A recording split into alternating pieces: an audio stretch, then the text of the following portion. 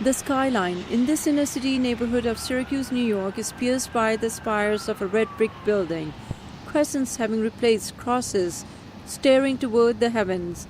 This building is now known as Masjid Isa ibn Maryam, or the Mosque of Jesus, Son of Mary. Until 4 years ago, it was called the Holy Trinity Church. Walk inside, and a verse from the Quran engraved in wood reads, "Allah will forgive everyone, regardless of their sins." I always say that these walls were waiting to hear the Quran for 100 years, and that's kind of the sense I had right from the very beginning.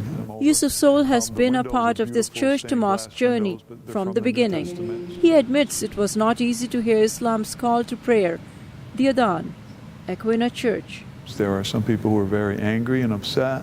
People who I never saw before were angry at me personally, because people put me a little bit in front, being an American. Built in the early 20th century, Holy Trinity served a growing population of German and Italian immigrants.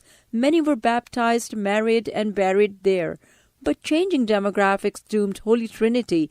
Parishioners moved from the city to the suburbs, replaced by a new wave of immigrants and refugees, many of whom were Muslim. We broke bread with many different groups, and eventually they were at peace and at ease with the idea of this becoming a mosque. In 2010, the Roman Catholic Diocese of Syracuse closed the church as part of a regional reconfiguration.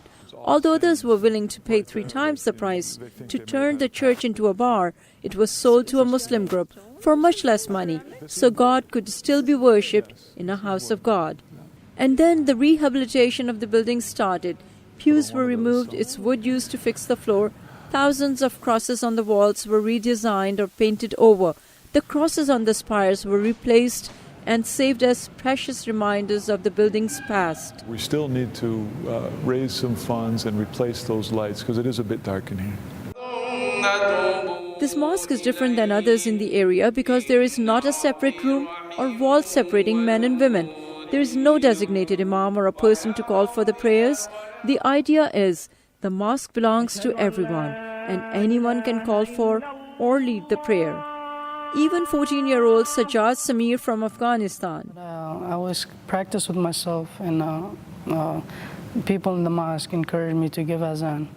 And I started giving azan for like a few days. Refugees from several countries live near this mosque, but it serves a community beyond just the Muslims. So they really do see themselves as serving the entire neighborhood, from a food pantry open to all, to picnics and summer events and other things. So they really are wonderful community partners who want to serve the entire community, not just the members, the Muslim community locally.